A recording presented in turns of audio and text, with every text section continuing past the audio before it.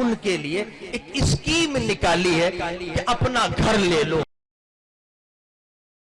بڑا اہم معاملہ. کیا حکومت پاکستان نے آپ سب کے لیے، عوام کے لیے، غریبوں کے لیے، میڈیوکرز کے لیے، جو متوسط طبقہ ہے ان کے لیے ایک اسکیم نکالی ہے کہ اپنا گھر لے لو، قرضہ لو اور اپنا گھر. اب خوش ہو جاؤ گے نا، کتنی اچھی بات ہے، قرضہ مل رہا ہے. خوشی کی اچھی چیز ہے نا، حق بات ہے. ہم بھی تعریف کر رہے ہیں، بہت اچھا کر رہے ہیں. کوئی بھی حکومت کرے، یہاں کی کرے بھائی، سندھ کی کرے، بلوچستان کی کرے، دل خوش ہوتا. عوام کا کام کر لو، بڑی اچھی بات ہے. لیکن اگلی بات جانتے ہو کیا؟ جو انہوں نے جب مجھے لیٹر بھیجا مالیات، کہنے لگا حضرت ظلم دیکھیں، گھر دے رہے ہیں، قرضہ، کہ قرضہ آ کے لے لو، حکومت سے قرضہ لے لو، مگر کس چیز پر لے لو؟ کا سود پر لو.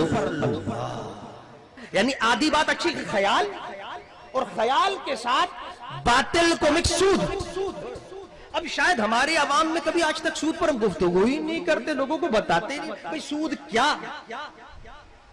اتنی خطرناک شے کوئی معمولی شے ہے. اللہ رب العزت قرآن میں اعلان، احادیث مبارکہ بھری ہوئی ہیں. نبی کریم کا جلال، اللہ کا جلال.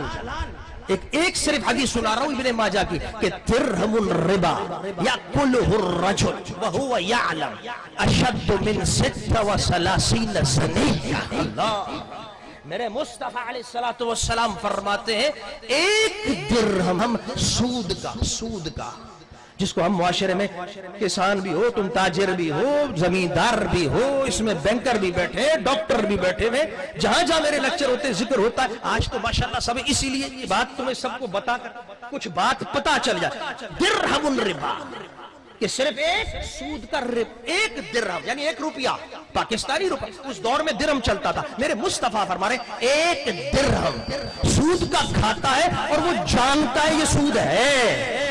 فرمایا اشد من 36 زنیہ، استغفر اللہ العیاذ باللہ، 36 بار زنا کرے یہ ایک طرف ہے اور یہ 1 درہم سود کا کھا رہا یہ ایک طرف ہے.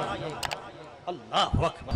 یہی وجہ ہے جو حدیث ہے نا، خود قرآن کریم میں یا ایھا الذین آمنوا اتقوا اللہ وذروا ما بقی من الربا ان کنتم مؤمنین. اللہ جلال میں فرما رہا اگر ایمان ہے نا، ایمان کی تشریح سنتے ہو، اللہ سے محبت، حضور سے محبت، جان نچھاور کرنا، یا رسول اللہ کے نعرے، یا اولیاء سے محبت اگر ہے، اللہ کہہ رہا ہے مان لو بات. جو سود پہ پیسہ دیا ہوا ہے، تجارتی چھوڑ دو نا، آج سے چھوڑ دو. وذروا، چھوڑ دو، ختم کرو، نہیں کھاؤ.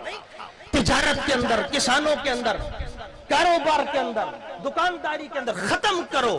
میں کہہ رہا ہوں، مالک کہہ رہا. اب اگلا جملہ سنو، یہ قرآن ہے، یہ قرآن ہے.